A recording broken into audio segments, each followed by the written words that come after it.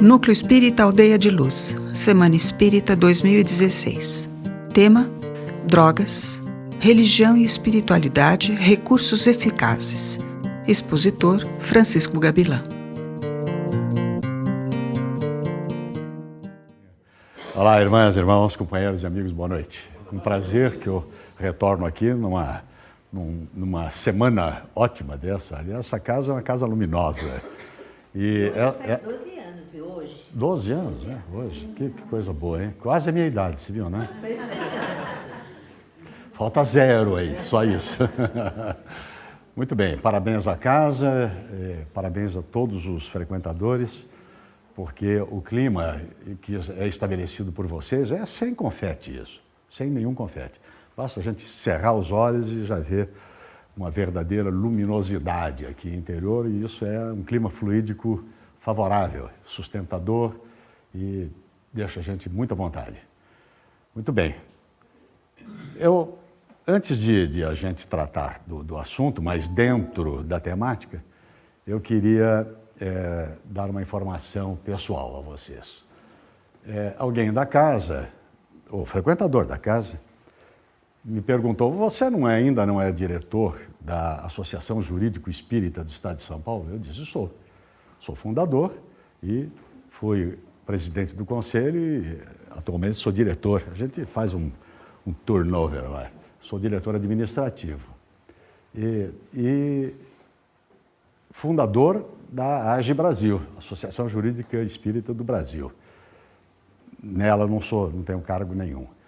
E ambas, e principalmente a do Brasil, colocou na imprensa, nas redes sociais e em alguns jornais, uma matéria relativa às drogas, basicamente defendendo a tese da descriminalização das drogas e uma contrariedade com a internação compulsória das criaturas. E tem lá os fundamentos que foram colocados. E a pergunta que foi feita é a seguinte: mas você não faz parte da AGE de São Paulo? Eu falei: faço. E você é favorável a essa tese? Porque a pessoa diz: porque 70% das pessoas que eu conheço, os 30% respondem não sei, e os outros 70% são contra ambas as coisas, tanto a descriminalização quanto a impossibilidade de internação compulsória. Claro que em alguns casos, né? Eu disse: eu sou contra, sim. Então eu estou registrando isso a vocês, porque a divergência de ideias é algo aceitável. Eu continuarei não aceitando, continuarei não concordando, e faço questão de deixar isso público. A semana passada, numa outra casa espírita, fizeram a mesma colocação, e então eu vou, aproveitando a deixa, que nós íamos falar de drogas, aproveitei a deixa para dizer isso. Eu sou contrário à descriminalização e deixando ao arbítrio da autoridade fazer a avaliação da intensidade de dolo, de indução da criatura, especialmente tendo uma ideia muito clara a propósito do jovem tido como traficante, mas que na verdade ele é conduzido por alguém, e uma persecução, uma perseguição de quem induz essas criaturas. E tomar um cuidado muito grande com relação às crianças. Os adultos, traficante, tem necessariamente que ter o rigor da lei. E mesmo como espírita, eu digo isso, como espírita, porque no próprio livro dos Espíritos diz: a lei humana penal é rigorosa, compatível com o rigor necessário das atitudes humanas. E assim como eu sou favorável à condução coercitiva, essa expressão é muito forte, mas é o encaminhamento compulsório de criaturas que estão em estado total da inexistência de domínio do livre-arbítrio. Não tem mais descortina de nada. Basta a gente olhar o que é a Cracolândia e a gente tem uma ideia. Você não ser favorável a isso, você é favorável então a uma disseminação de Cracolândias por todo o estado, por toda a capital, por todo lado, tá bem? É claro que não sou favorável à repressão lá. Ir lá com polícia, cavalo, bater, essas coisas, nada disso, isso não leva a absolutamente nada. Mas internar uma criatura que não tem mais condição de decisão dele é ato de fraternidade. É uma tentativa de fazer com que aquela criatura se reeduque ou minimize os riscos, pelo menos. Vai lá, toma um soro, se alimenta devidamente, não é isso? Que, quem sabe até houve uma palavra de conforto fraterna e as coisas podem se resolver. Tá bem? Faz parte do assunto, mas é uma justificativa de natureza, de caráter pessoal. Não estão, nenhum de vocês está obrigado a concordar comigo, tá bem? É só, eu quero concordar comigo mesmo, no mínimo. Muito bem. Nós não vamos falar, porque vocês já tiveram anteontem e ontem, duas experiências aí ótimas, excelentes.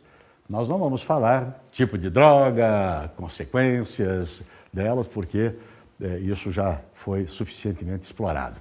A gente pode, no meio, às vezes, aí, dar um pitaco no assunto, mas a nossa temática combinada com a casa é exatamente isso.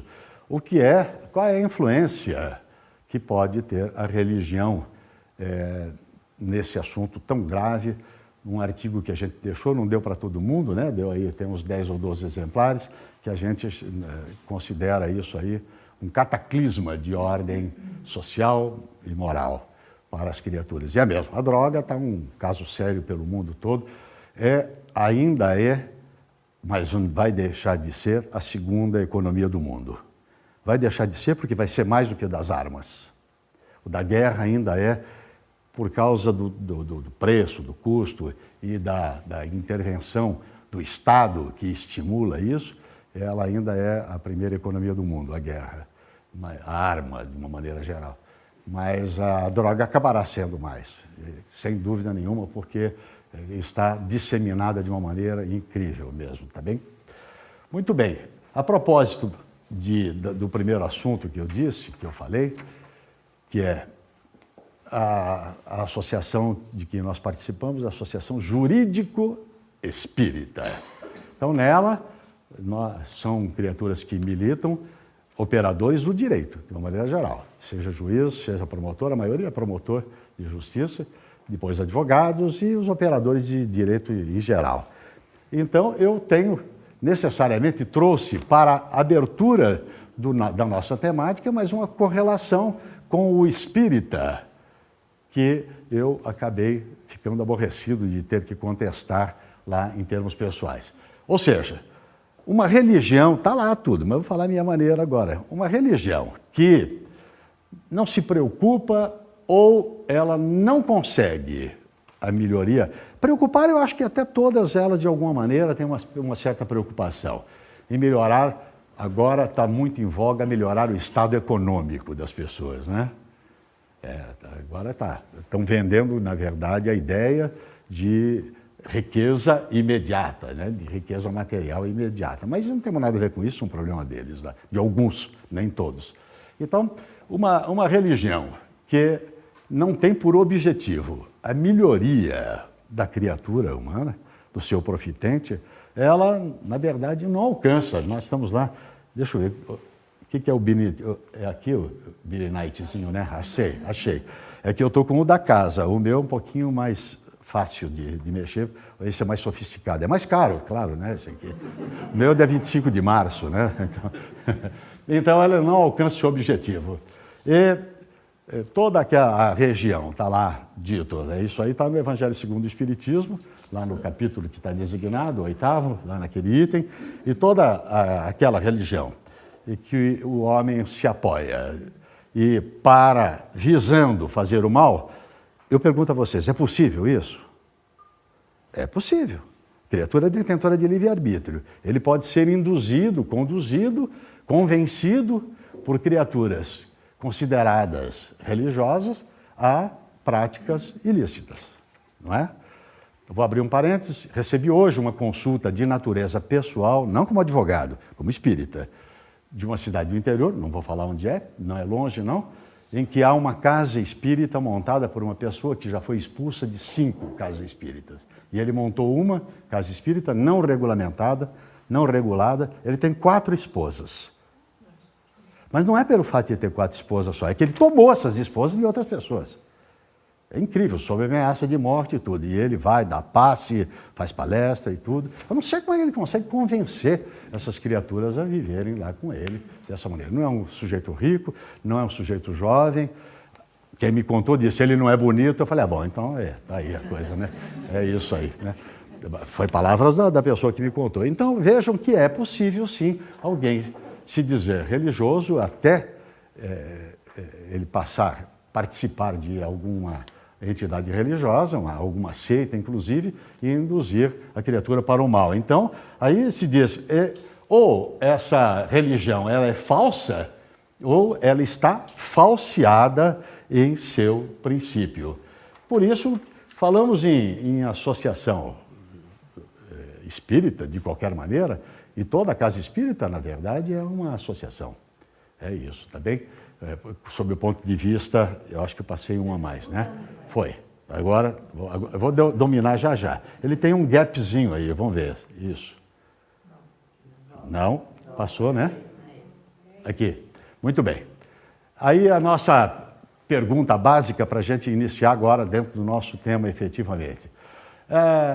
As religiões têm alguma maneira de contribuir, de induzir a prevenção e o tratamento da dependência química? E aquelas que têm essa pretensão, será que têm conseguido fazê-lo? A gente veio aqui para conversar. E tem mais ainda. Não fica com muita didática, não. Já a gente vai para prática, número e tal, coisas desse tipo, tá vendo? Pouquinha coisa só de programática. E aí, será que as religiões podem contribuir? Até é mais do que podem. Devem contribuir efetivamente. Tanto que a resposta é, sim. Mas como é que é? Poderia efetivamente, desde que contribuísse para o crescimento espiritual do homem. O crescimento espiritual não é endeusamento, não é a criatura ficar estratosférica, né? Não se mistura mais no mundo, não é nada disso não. Na verdade, a espiritualização da criatura significa tornar a criatura de bem. A criatura que se pauta por atitudes absolutamente convenientes sob o ponto de vista social, sob o ponto de vista moral e também intelectual, sem dúvida nenhuma. Que a intelectual é um corolário da expressão dessa criatura em sociedade. E, portanto, as religiões que são capazes de cumprir esse papel de libertação da criatura, de amarras no mal, de laços com o mal, e de conscientizar a criatura e educá-la espiritualmente, elas são efetivamente úteis à prevenção e ao tratamento. O grande êxito de uma religião é quando trabalha na prevenção. Porque o tratamento, nós vamos ver que são só medidas práticas, efetivamente, do dia a dia, sem muita conversa, sem muita doutrina, sem muita rezação. Isso eu ouvi de um adicto. Falar, eu não gosto muito de rezação, eu quero ouvir sim, mas não quero muita rezação. Mas trabalhar na prevenção, que não é fácil, não é fácil. Vai ter que trabalhar na célula familiar, na célula social, no trato social e no extrato familiar, porque a única maneira de pequenino é que se entorta ou se endireita o pepino. Diz lá na roça e é assim que é mesmo, efetivamente. Eu fico transtornado quando eu ouço criaturas, até do nosso meio espírita mesmo, como a gente trabalha muito em escolas, a gente acaba, escolas que eu estou dizendo espíritas, né? A gente acaba tendo muito contato com as famílias de uma maneira geral, com os pais. Eu fico indignado de ouvir pessoas dizerem, de todas as religiões, mas eu vou falar só do mal da nossa, de dizerem, não, meu filho eu não vou forçar não para ir à casa espírita, nem sequer para tomar passe, nem nada. Quando ele for adulto, ele decide. Gente, mas a oportunidade de trazer a criatura para uma educação de natureza moral e ética, porque a religião tem por fundamento a ética e a moral. É fundamento de todas elas. Algumas são mais, na verdade, atacam mais firmemente isso. E outras passam assim meio superficialmente, mas todas elas. Porque, afinal de contas, como é que a gente conserta, conscientiza, moraliza uma criatura se a gente não ensina, se não se pauta por princípios éticos, princípios morais? Então, quando as religiões falham nesse papel de conscientização, de moralização, de modificação, e elas criam, na verdade, agora nós estamos falando mais de tratamento, elas criam um ambiente de possibilidade de cura. Criam sim, é verdade. Porém, essa cura, e nós não estamos falando com as nossas palavras, não estou falando de observação própria, estou tirando, na verdade, de proposições de estudiosos, estamos falando, inclusive, de enquetes que são feitas de natureza clínica, principalmente de consultórios de psiquiatria, e a psiquiatria tem uma vantagem, ele além de ter tudo da psicologia, entender tudo de psicologia, ele também é médico, né? E eles afirmam categoricamente que é fugaz, é efêmera. Palavras bonitas essas, né? São bonitas, mas gravíssimas, na verdade. Só com relação ao vernáculo é que a palavra é bonita, com relação à colocação dentro do português, porque é gravíssimo, porque tudo aquilo que é efêmero, fugaz, é porque não penetrou na criatura, não é isso? E essas que falham nessa investida acabam se mostrando incapazes de competir com os atrativos materiais da droga. Vamos falar sério. Eu ouvi pessoalmente, várias vezes, do Isamitiba, por exemplo, só para dar uma ideia de um trabalhador incansável, psiquiatra, psicólogo e psicanalista ao mesmo tempo, e incansável batalhador contra as drogas e de consertar as criaturas. Eu ouvi ele dizer o seguinte: sabe qual é o grande mal da droga? É que é legal para chuchu. É porque as criaturas acham gostoso, acham bom.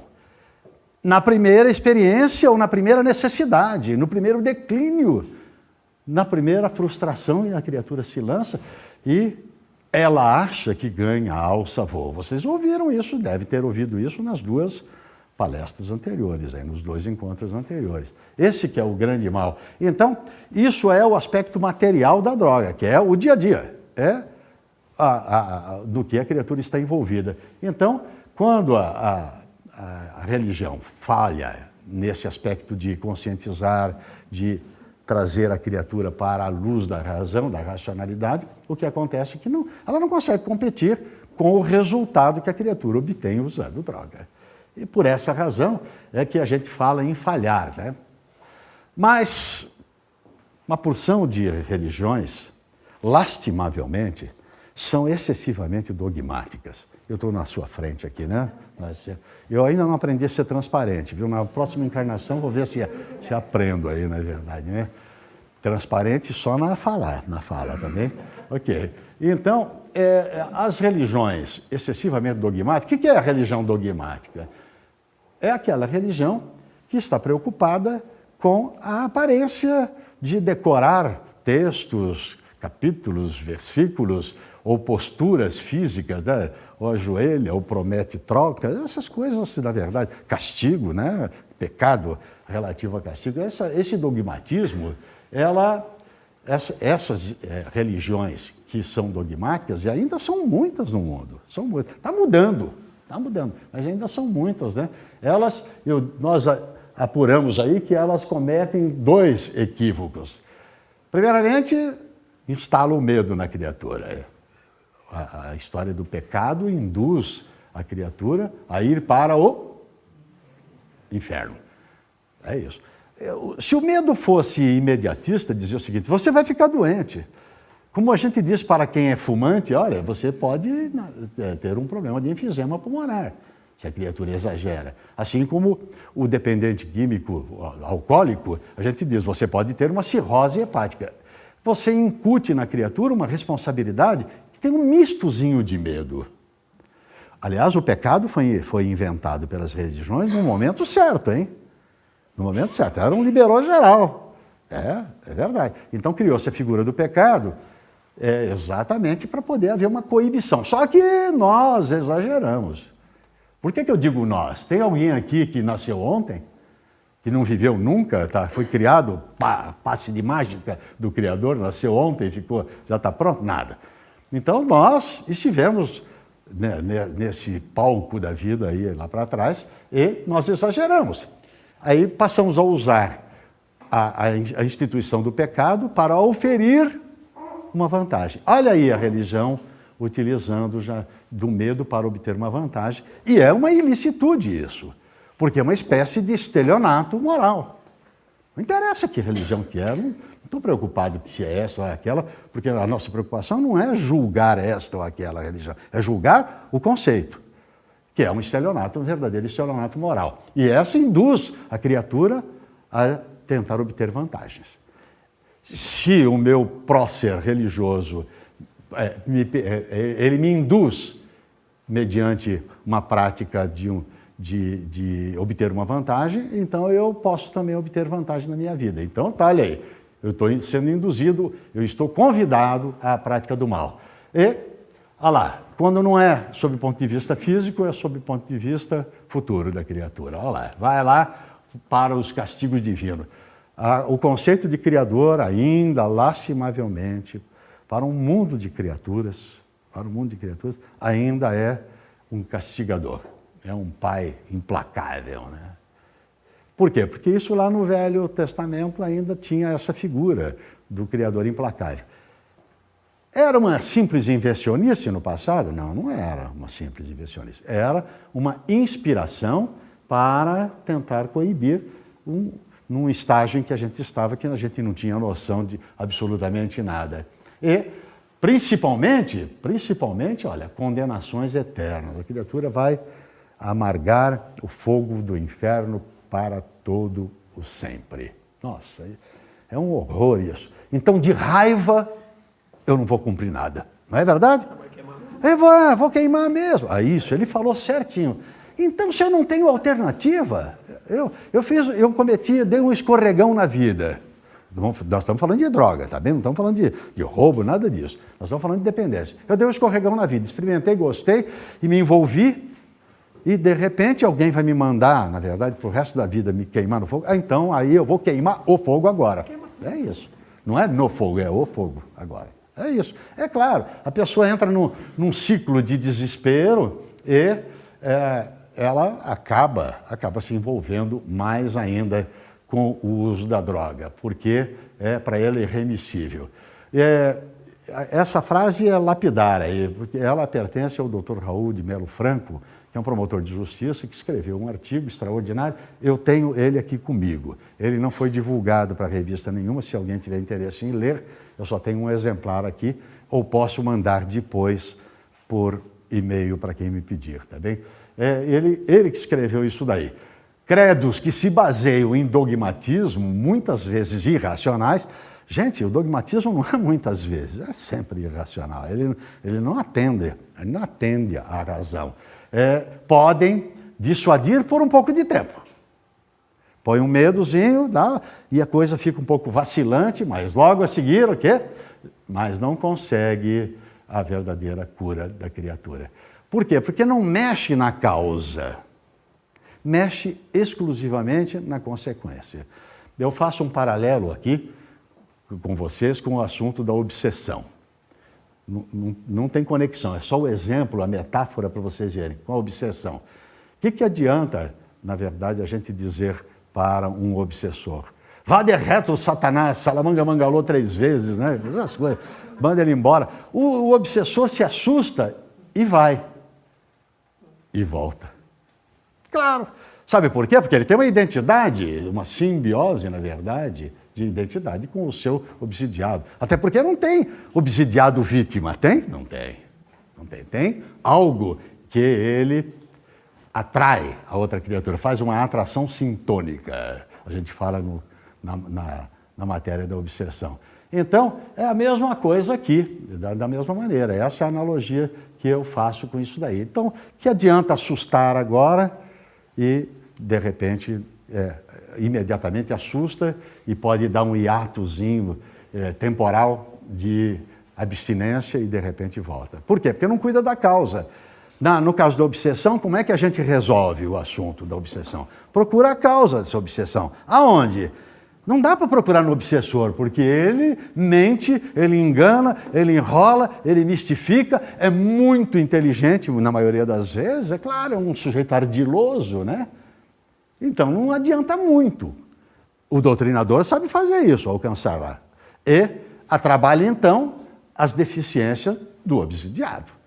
Quando um melhora, pronto, está quebrado o ciclo. A mesma coisa aqui, olha lá. Por isso que o doutor Raul, ele conclui lá, nem corrige e nem consola. Não corrige porque vai voltar e não consola porque a pessoa fala, eu vou voltar, fica desesperado com a consequência. A drogadição, no fundo, é uma doença. Isso é pacífico. E se ele é uma doença, ela pode ser uma doença, na maioria das vezes, uma doença da alma. O que é uma doença da alma da criatura? Afinal de contas, nós não somos de hoje.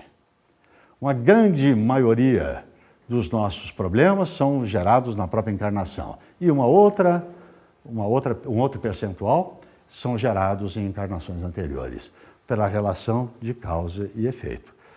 Nenhum, diz lá no livro Céu e Inferno, nossa, tem um capítulo do livro Céu e Inferno chamado Código Penal da Vida Futura. Nossa, quem não leu, leia correndo, senão vai perder a encarnação. Não fica nem combinado, vai. Leia, vale a pena, de deixar vermelho. Tá? Lá diz o seguinte, não há nenhum bem que passe sem a atenção do Criador. E nenhum mal para outorgar à criatura a responsabilidade de solver, de enfrentar. Não é aquela história do castigo. Por isso que a drogadição, ela é vista sob todos os pontos de vista, inclusive o ponto de vista espírita, religioso espírita, como um problema ético, um problema científico e um problema jurídico.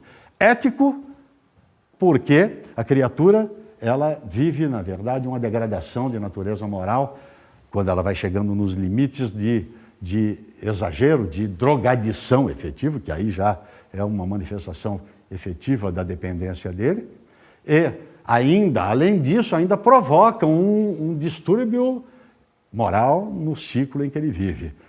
Quem é o maior dependente do dependente? Família.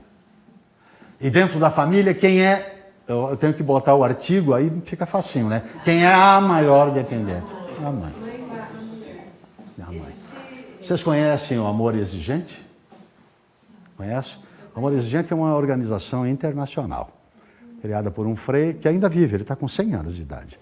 Ele mora no Brasil e é um grupo que trata exclusivamente da codependência. Não quer saber do drogado, do adicto. Não, isso é um problema dos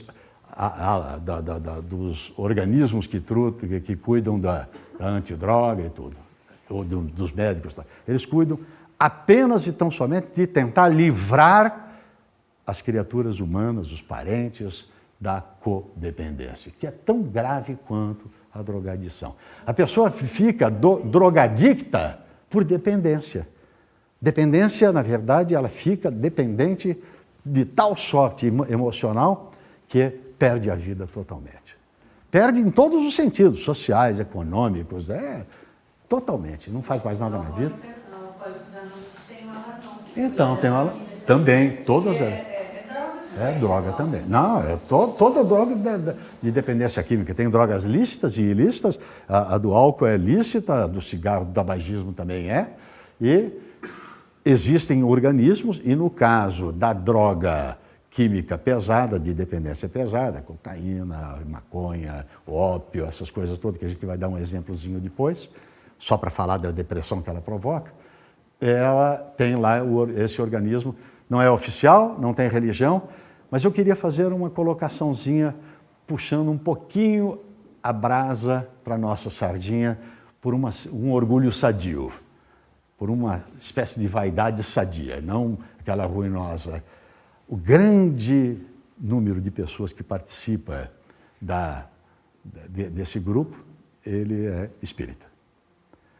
E eu vou um pouquinho mais longe ainda. estava eu em Uberaba, muitos anos atrás, Chico estava doente e recomendou para o seu Gonçalves, que era diretor da federação, em torno do qual a gente gravitava para poder ser vampiro do Chico, né? Ir na casa dele, aquela coisa. Então, e ele falou para o seu Gonçalves, leva a rapaziada a tomar passe na Antusa, que é uma médium cega e vidente, só para vocês terem, cega de nascença e vidente. E nós íamos indo para a casa da Antusa, lá em Uberaba, e encontramos o bispo subindo a rua. Nós estávamos descendo, ele estava subindo a rua. E o seu Gonçalves, que vivia em Uberaba, na verdade quase um irmão do Chico, ele, né? Dormia na casa dele e tudo. E ele conhecia o bispo conhecia ele. Gonçalves, como é que vai? Tudo bem e tal. E essa rapaziada aqui, o que é? Nós estávamos uns 4, 5, sei lá, 5, 6, não sei. E essa rapaziada, ele falou, a rapaziada nossa lá da federação, a meninada da federação. Ele falou, abençoados, daquele jeitão dele, gordão, né? Abençoados vocês, espíritas, meninada espírita. Onde é que a gente ia cuidar? Quem é que ia cuidar da hanseníase, dos nossos cancerosos e dos nossos drogados? Olha só, quando ele falou isso, a gente ficou com vontade de chorar, de orgulho sadio, de falar, olha, pelo menos a gente trata. E é isso que eu estou dizendo que, inclusive nesses núcleos, até não, os grupos espíritas são muito ativos dentro dele. Mas nós vamos um pouquinho mais adiante dizer.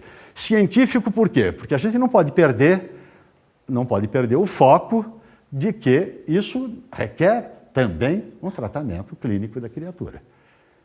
Até mesmo através da internação e do uso de drogas, aí no caso, drogas terapêuticas, né, para a criatura.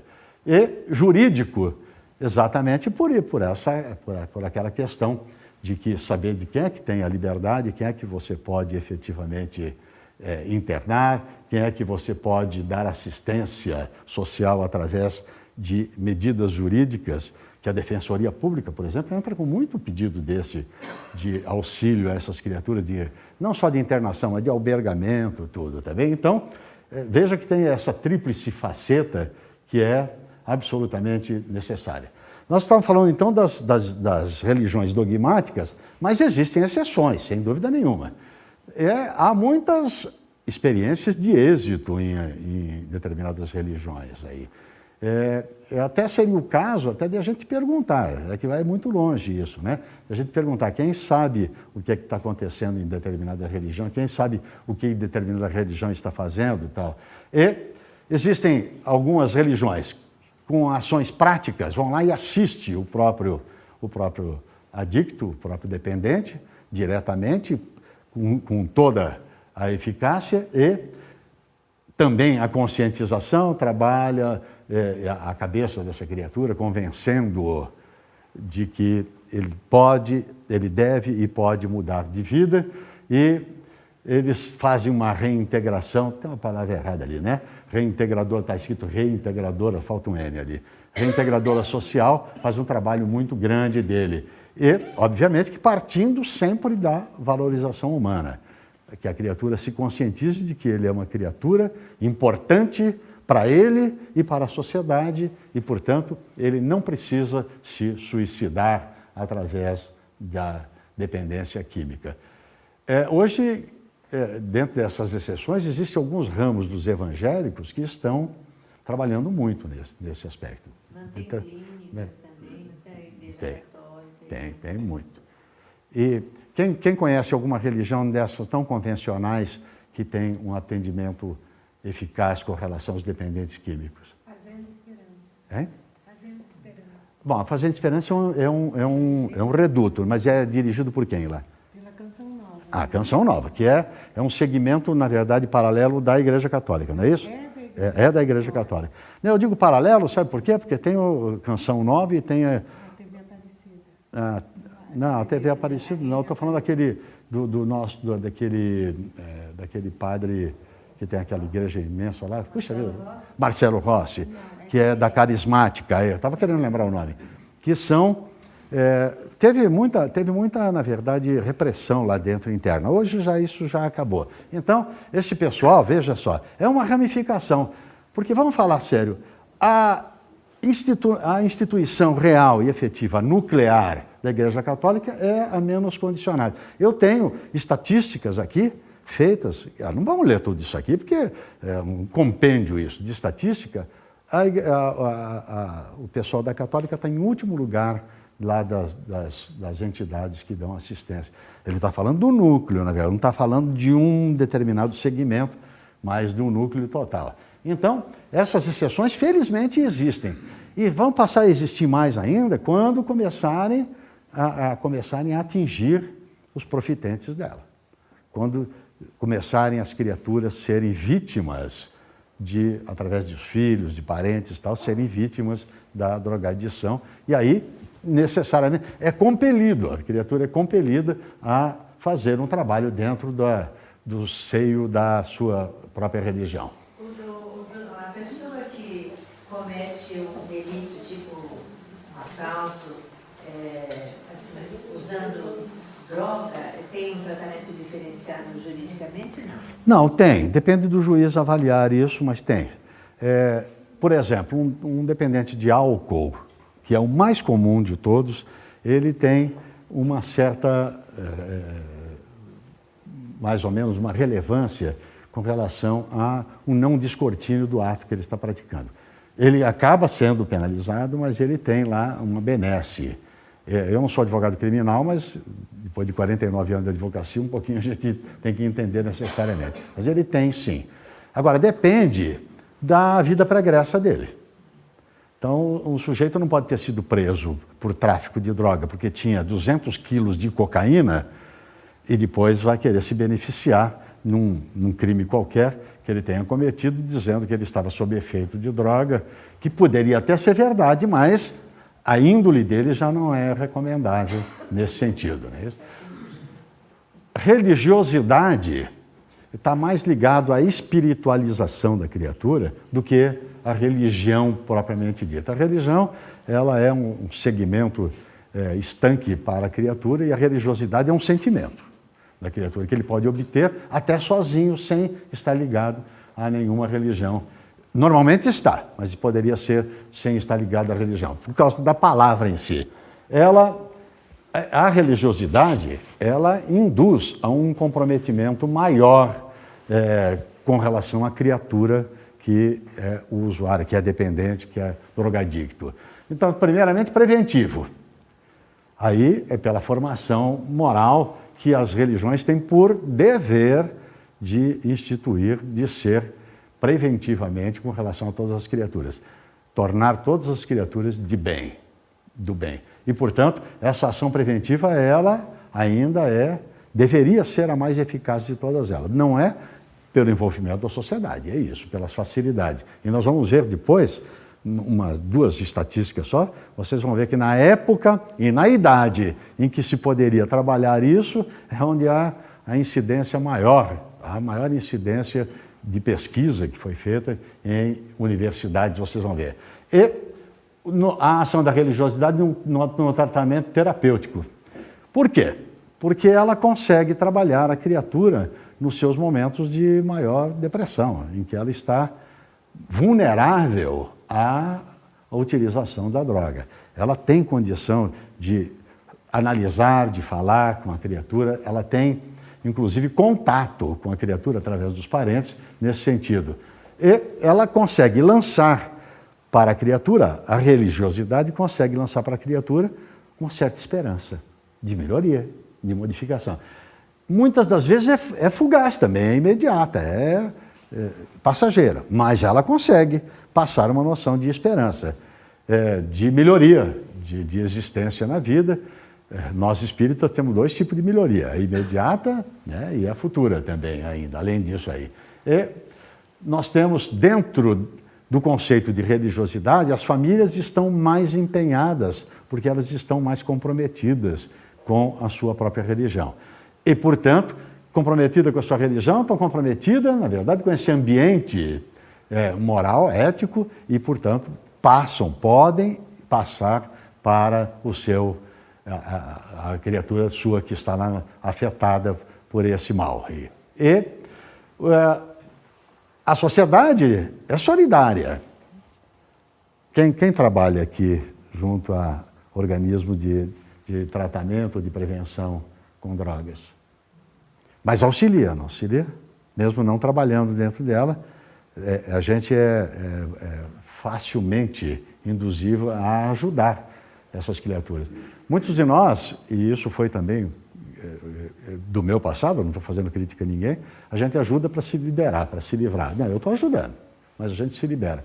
Quando nós vamos e temos contato efetivo e real com essa realidade, a gente acaba se embrenhando mesmo de vez, para valer nisso. Então, o apoio social, ele é muito grande. Mesmo quando uma família está padecendo a codependência, está passando muito mal, está sofrendo todas as consequências, as demais famílias que são de contato com ela auxiliam muito. Não estou falando só de auxílio material, não financeiro, estou falando de auxílio de indicar lugares de tratamento, de consolar a criatura e levar para convidar, olha, vem lá no meu templo, vem lá na minha casa espírita, vem convidando a criatura a buscar um apoio, na verdade. E com isso, com esse clima todo, há uma possibilidade, a religiosidade consegue um induzimento de adesão das criaturas um pouco maior, um pouco mais eficiente do que uma simples conversa entre as criaturas. Vamos um pouquinho mais adiante aqui. Eu trago para vocês uma pesquisa feita em Londres e foram 101, estavam sob tratamento de criaturas que aderiram a um tratamento, 101 usuários de drogas. E esses usuários todos estavam sendo pacientes de uma pesquisa que foi feita exclusivamente com eles lá. Depois de 6 meses em que eles estavam... e essa pesquisa, no questionário, evitava de falar de coisas diretamente religiosas, como, por exemplo, dou exemplo lá, e quem dá é o pesquisador aqui, Deus, Jesus, igreja, mas ao invés disso, se falava nisso em crenças religiosas e espirituais. Olha só que coisa curiosa, como diz respeito a gente, embora não tenha nada a ver lá em Londres isso aqui. Fala em curandeiros, que é uma ramificação de dependência das criaturas a buscar soluções, curandeiros psicológicos e espirituais, percepção extrasensorial, crença na efetividade da oração. Essa aqui é uma das mais claras e precisas. Hoje em dia existem institutos nos Estados Unidos de cura, não só de dependentes químicos, mas de cura de câncer, até de hanseníase. A gente pensa que não tem nos Estados Unidos isso, mas tem lá na Califórnia, através de grupos de oração. Que coisa incrível, para minimizar os efeitos que são terríveis das doenças, agressos das doenças. E a crença na vida após a morte. Está lá, interessante essa postura dele.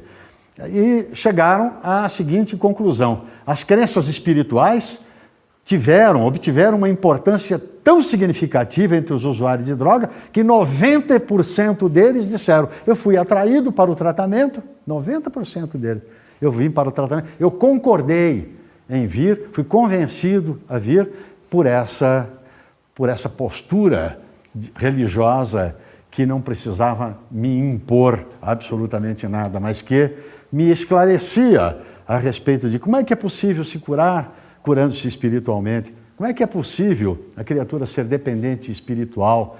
Coisas desse estilo é que eles acabaram respondendo. Tem uma página inteira a respeito disso. E diz aqui, somente 11% dos usuários que participaram do programa usavam opiáceos e desses daí ainda 45% permaneceram em abstinência da droga por mais de 2 anos.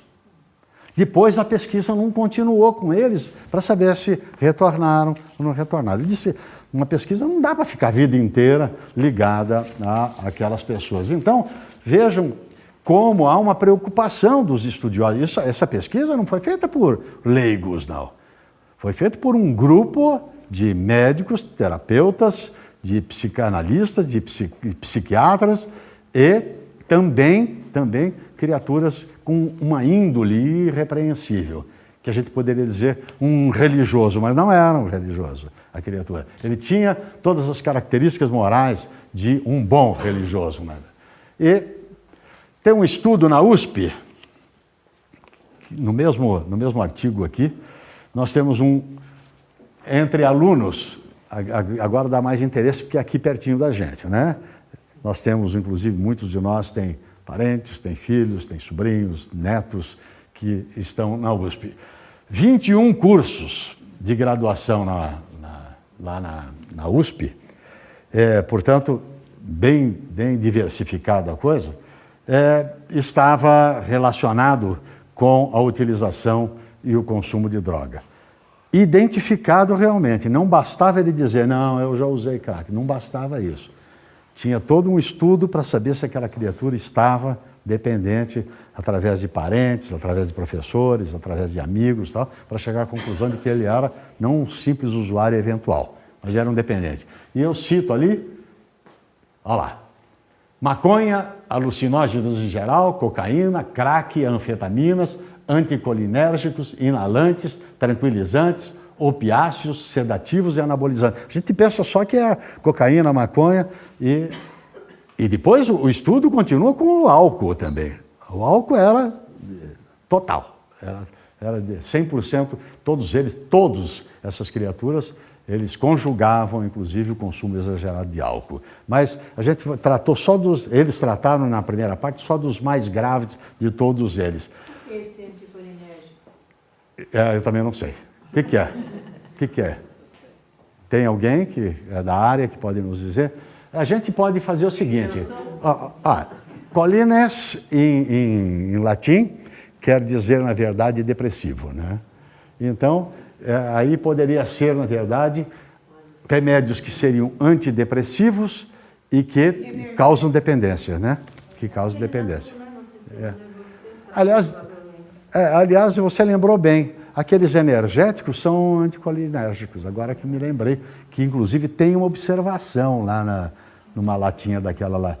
Eu queria até fazer a vocês uma confissão. Eu nunca tomei aquele negócio na minha vida, porque não me chama a atenção nem a lata daquilo lá. Né? É um negócio de touro, bull, né? Não sei como é. Red Bull, é isso aí. Bom, não é coisa de touro, é nome de touro. Agora, gente, olha para que foi feita a pesquisa. A pesquisa não foi feita para dizer, ele usa crack, ele usa maconha, todos, na verdade, que foram entrevistados, escolhidos todos eles. Quem não era o usuário estava fora da pesquisa. Sabe o que aconteceu? Olha só qual que é o resultado.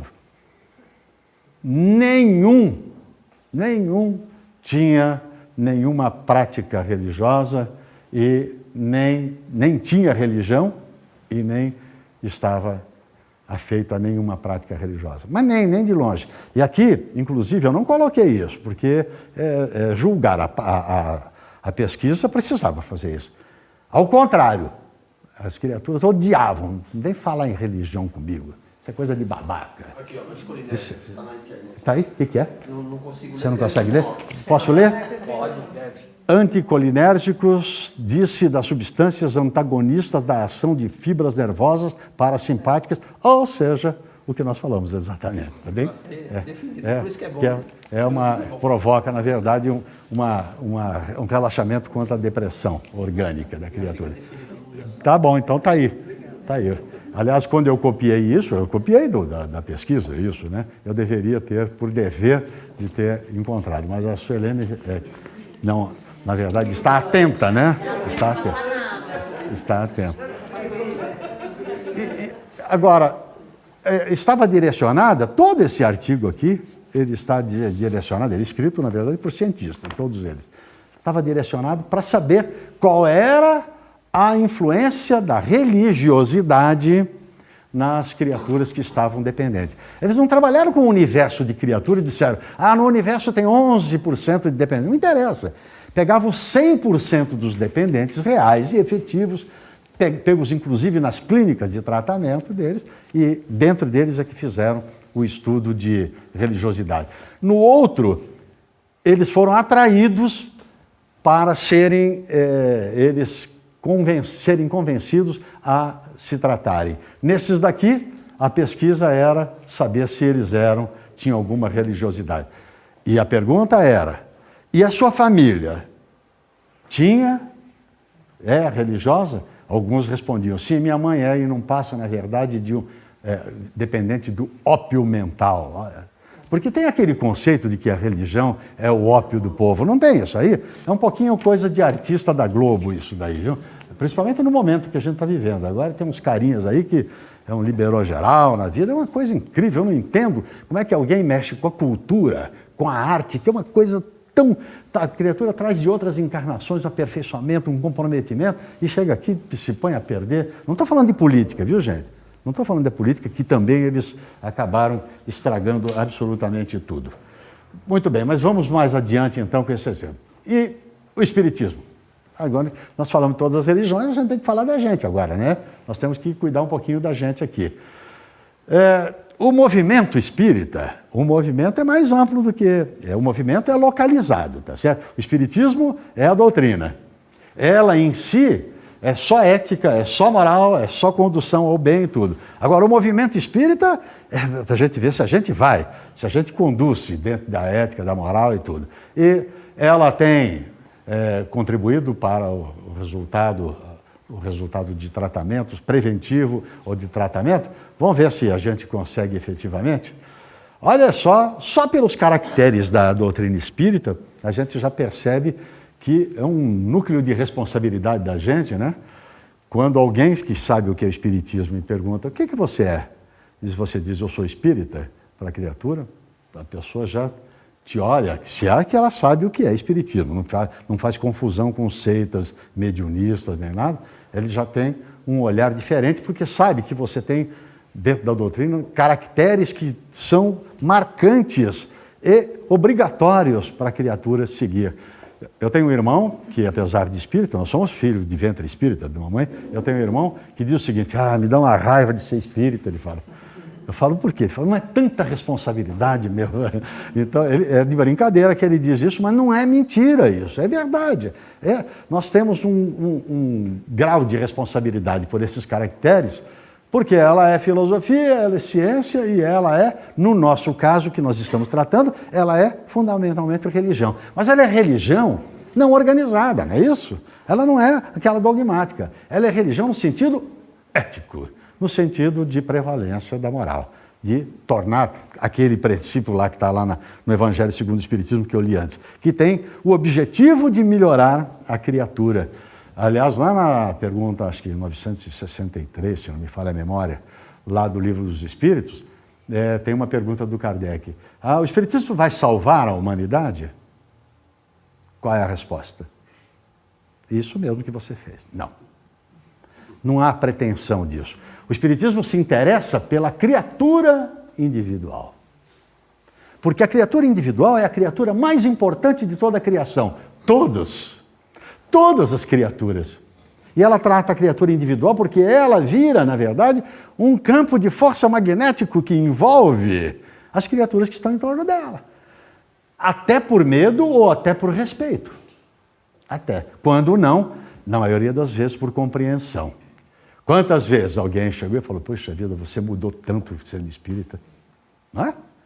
E isso a gente ouve e nós ficamos satisfeitos sem ficar com orgulho vaidoso, né? É isso. Por quê? Porque a gente sabe que a gente não precisa ficar de conversinha mole para estar no bem, para ser ético, para ser moral. Precisa ficar lá, queridos irmãos, precisa falar isso aí? Isso é hipocrisia. Se você é filho de italiano, filho de espanhol, como é o meu caso, você tem que fazer gesto, tem que falar alto mesmo, né? Se você é doce e tranquila e mansa, continua doce, tranquila e mansa. Os chicos da vida são assim, né? As mulheres, de uma maneira geral, são assim, porque é da índole, da característica de conformação de compromisso para aquela encarnação. É assim que é. Quando esse homem, que é gesticulador, falador, metido na existência dele, quando ele foi de outra potencialidade, ele também seguia aquela conformação de doçura, de tranquilidade da mulher. É verdade. Não adianta a gente ficar falando mal das mulheres, porque nós temos a potencialidade também. Tá bom? Então, vamos lá. o aspecto ético e moral da religião, o da ciência, que é solução, porque é tratamento, não é isso? É compreensão da causa para tratar. Não tem ciência nenhuma que não pesquise a causa. Pode não achar, mas ele pesquisa a causa. Você vai no médico, o médico já vai te dando qualquer... Você entrou, fala boa tarde, ele já te dá remédio? Não. O que está acontecendo? Me dói aqui. Como é essa dor? É daqui, que vai para lá, que passa aqui, puxa a perna. Aí ele vai achando a causa... É isso aí, é dessa maneira que não é isso? Muito bem. E filosofia, que é a compreensão de quem a gente é. Olha só o nosso qualificativo. Mesmo sendo um adicto, mesmo sendo dependente. Olha o nosso qualificativo, nós somos criatura. Que só isso já bastaria. Porque não aceita nem religião, nem filosofia que não saiba o que é o Criador. A ciência vem, a física quântica vem e diz... princípio causal descendente, que as pessoas chamam de Deus. Porque a palavra Deus é um qualificativo, é uma convenção. A palavra, mas não o significado de causa primária, de gênese, de princípio causal, como ele diz, princípio causal descendente, quer dizer, de cima para baixo. Então, a gente é criatura, é como se a gente fosse um quadro de um autor. A gente leva as características, o caráter dele, a índole e a maneira que ele tem de impressionar as outras criaturas. A gente é isso. Nós somos, então, parcela de todos os qualificativos do Criador. Mas mais do que isso, a gente somos imortal. Criatura e imortal. Então precisa tomar um cuidado monstruoso, porque ser imortal e continuar patinando na imortalidade é um negócio terrível para a gente. Terrível. Então precisa cuidar na própria... A gente quer ter uma encarnação futura legal? Na próxima? Não, eu gostaria de vir de outra maneira. Até, quem sabe, num outro planeta. Tá ótimo. Então cuida esse aqui. Cuida agora. Principalmente com relação a gente ficar entupindo de drogas, porque nós estamos falando de dependente químico lá, nós temos, na verdade, dependentes de remédios, inclusive, que é uma dependência química também. É isso? É isso mesmo. E... quanto aos instrumentos, a doutrina espírita, porque ela baseia a fé na racionalidade, e fé, a gente acostumou no passado que fé é uma metáfora, é uma abstração, é algo místico, não é isso? A gente aprendeu isso. E de tal maneira que a gente até modificou o conceito de exercitar a fé, de ajoelhar no milho, de macerar, de fazer promessa, de trocar, acender vela. Não é nada disso, fé. Fé é uma fórmula quase que matemática, que é CN mais CR mais V. CN é confiança nas próprias forças e na lei natural, é isso. E CR é a certeza da possibilidade de alcançar alguma coisa. E o V é a vontade, é o desejo, é a iniciativa. Gente, isso é que é fé, é algo palpável. Não é abstrato, é real e efetivo. E se ela for derivada da razão, então não é dogmática, não é mística, muito melhor, porque você sabe por que você vai desejar obter determinado resultado. Então, ela tem esse instrumento extraordinário e, com isso, ela tem todos os instrumentos que são necessários para o entendimento do problema, passado, atuais e futuros ainda, tá bem? Essa que é a grande vantagem. Por quê? Porque ela não é dogmática. Porque dogmática você faz o seguinte, você abre na página 235 do livro, decora o versículo, e o capítulo tal e o versículo tal, e você vai ver. E tem muita gente que tem cultura evangélica, axilar ou suvática. Bota embaixo do braço e acha que está tudo resolvido. Faço 1000 esbórnias na vida. Eu mato, eu estupro, eu sequestro, eu dou golpes financeiros. Aí eu vou preso, ganho uma Bíblia de presente. A minha Bíblia não é sagrada, a minha não é. Foi feita na freguesia do Ó, como é que ela pode ser sagrada? Né? Agora, os conceitos, principalmente do Novo Testamento, essa história de ter juntado a história do povo judeu, que é bonita, tal, a história moral, ética e até religiosa do povo judeu, juntar com os ensinamentos de Jesus foi um sacrilégio, né? Na verdade, deixa estar que eu vou encontrar um dia um tal de Januário aí pela frente. Tá? Muito bem, então, a gente tem ali o final da conclusão. A gente conhece as consequências nesta e nas outras oportunidades da vida na matéria. E por essa razão ela tem esses instrumentos. A gente vai falar, você vai falar, mas o adicto vai entender isso? Não, é você que tem que entender no tratamento, em cuidar dessa criatura. E a preocupação fundamental do Espiritismo é propiciar a reforma íntima da criatura. Não é uma moleza a reforma íntima? Fala a verdade. É uma moleza, né? Pois é. Kardec perguntou para o Santo Agostinho, né? Eu não gosto de chamar ele de santo porque ele não quer que seja santo. O Agostinho perguntou para ele, você fala muito, na verdade, em mundo de regeneração e reforma íntima, como é que se faz esse tipo de coisa? Ele falou, fácil, autoanálise. Não precisa de divã, não precisa pagar consulta, nem nada. Faz uma revisão à noite, antes de se desprender em espírito e ir para a gandaia, porque esse negócio, eu espírita, de noite eu me libero espiritualmente, eu vou para os socorros das criaturas, eu vou estudar, eu vou atender, a maioria de nós vai para a gandaia, esse que é verdade. Leia um livro chamado Sexo Após a Morte, que vocês vão ver o que as pessoas fazem. Nossa, o cara junta, pensa que está vivo ainda, ou faz-se de vivo, e vai gandaiar por aí, né? Muito bem, mas o que eu quero dizer é que ele diz, faz uma revisão do que você fez naquele dia, não é semana passada, o ano passado, a vida passada, nada disso, naquele dia. Faz uma coluna. O que eu fiz é legal, é bom para mim ou para as outras criaturas? Coluna 1. O que eu fiz não foi bem, nem para mim, ou não para as outras criaturas, ou nem para ambos. Põe na outra. E ele diz, depois no final disso, você juntas a coluna 1 e diz, isso é para eu repetir, é para eu reincidir sempre. E a outra é para eu evitar. Pronto, está resolvida a questão. Você está iniciado na reforma íntima. Então, como a gente, através dela, nós temos o autoconhecimento, porque a gente quer se melhorar constantemente, a gente habilita o outro indivíduo a ele se conduzir dessa maneira até encontrar nele mesmo a mudança de que ele necessita efetivamente. E que o mundo espiritual, aí já as pessoas ficam meio céticas, né? O que será que vai acontecer depois? Não precisa ficar tentando colocar como verruma na cabeça do dependente de que, olha, você pode, pela lei de causa e efeito, a outra encarnação você pode comprometer. Não adianta ficar. Isso aí é a mesma coisa que fazer aquele medo do castigo, né? Da criatura ir para o inferno ao invés de ir para o céu. Eu queria saber quem que vai para o céu. Eu nunca perguntei isso para os outros religiosos, tem aqueles que têm consciência de que vai para o céu ou vai para o inferno. Eu queria saber quem que vai para o céu. Tem alguém aqui? Tem? Quem comprou o terreno. Tá bom. Muito bem, na prática, então, vamos lá adiante, né? No sentido pedagógico e científico, as casas podem e devem ajudar as criaturas, conseguem ajudar fazendo trabalhos de acolhimento do dependente e de familiares. Hoje em dia está muito em comum, está muito em voga, isso está, inclusive, de um amigo nosso, conhecido aqui da nossa região, que é o doutor Ronaldo. Ele já está criando um centro de abrigo aos familiares dos dependentes, tá bem?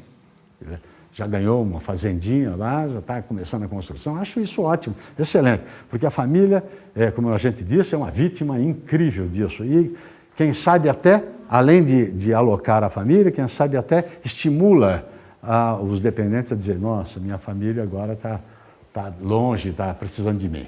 E os trabalhos de acolhimento, isso é muito comum, eu volto a dizer, nos nossos estudos das casas que nós conhecemos e algumas que nós trabalhamos, inclusive, do universo de trabalhadores que promovem o acolhimento de dependentes químicos, a grande maioria é espírita. Felizmente isso, é uma conscientização das criaturas.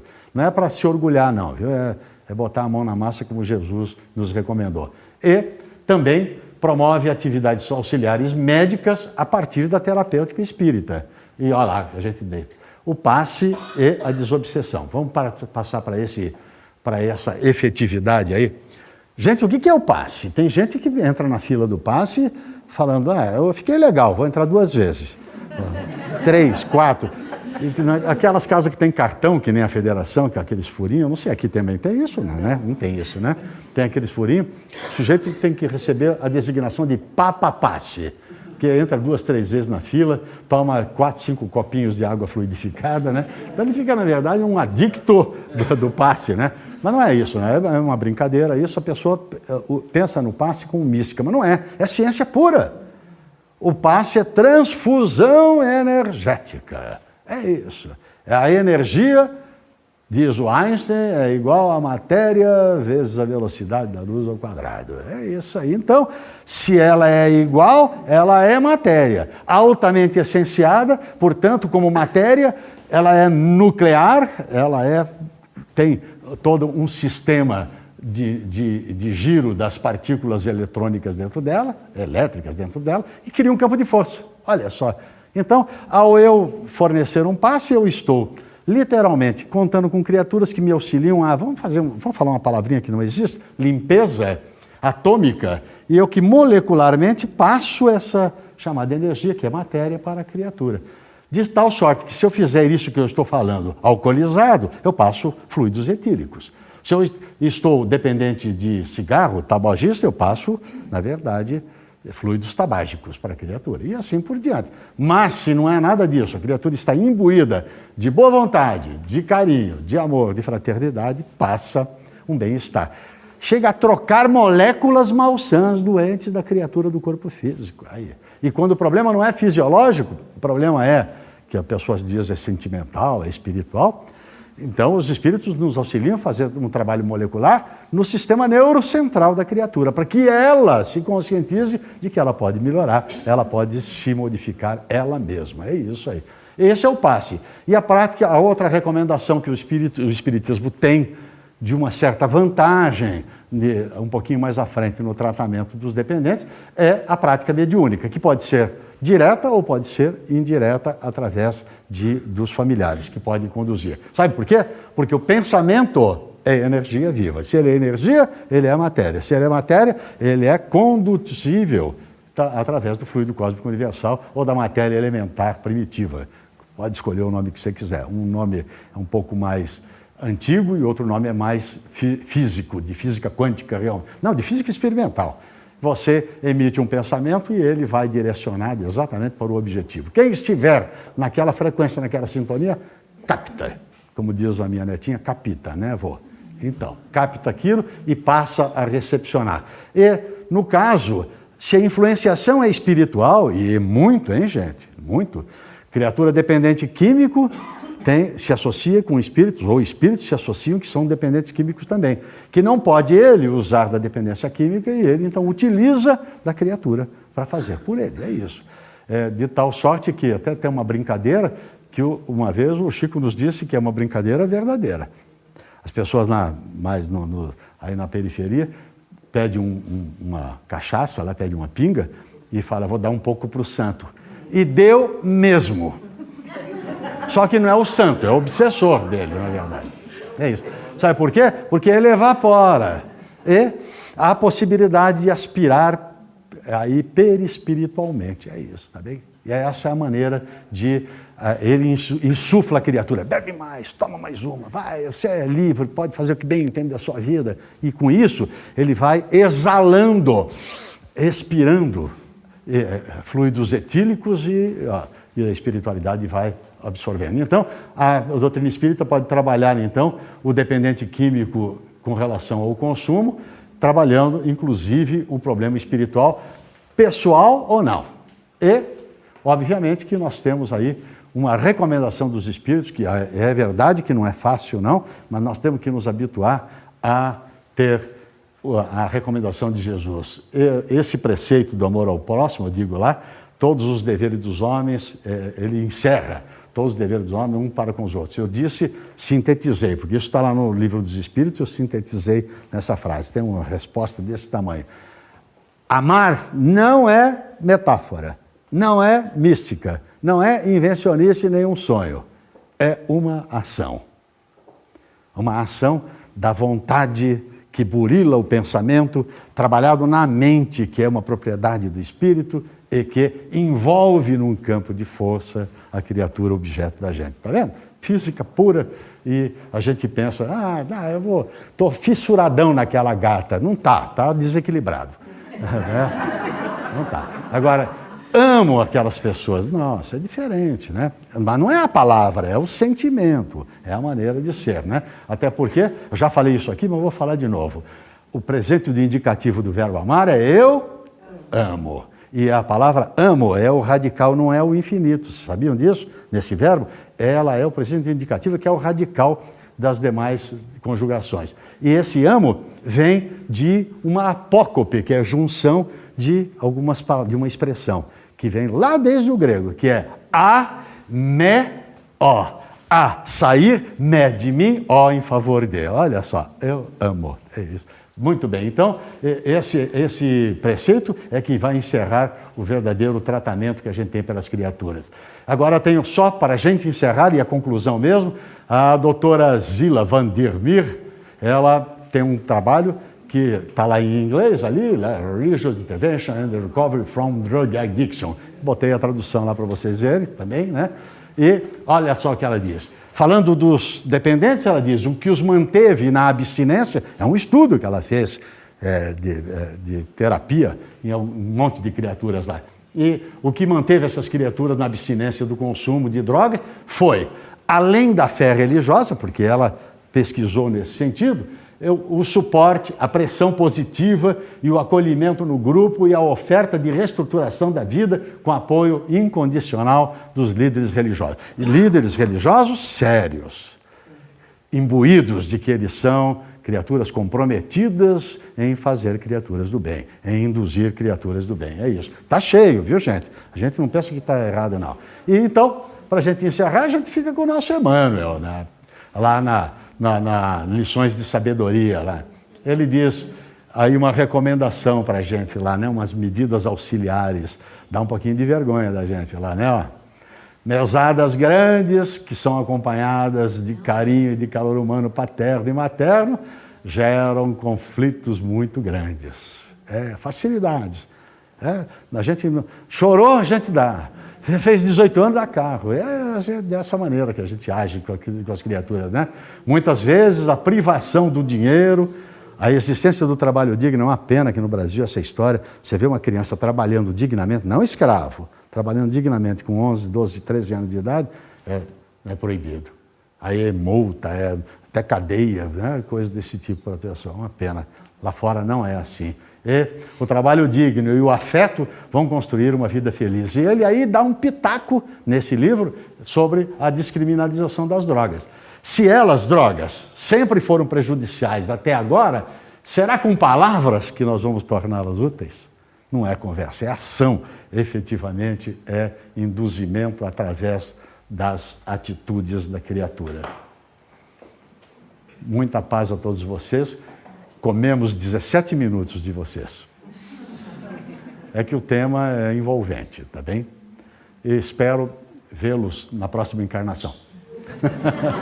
Mentira, eu espero vê-los no trabalho, digno mesmo de trabalho, nem que seja mental. Não precisa pegar e enfiar as luvas da boa vontade e mexer na lata de lixo do mundo. Vai trabalhar mesmo que à distância, mas vale a pena a gente tentar a recuperação das criaturas, principalmente se elas não forem os nossos dependentes, porque amar os nossos próprios parentes é muito fácil. Precisamos ver quem está distante e às vezes até quem é nosso inimigo. Muita paz a todos vocês. Muito obrigado.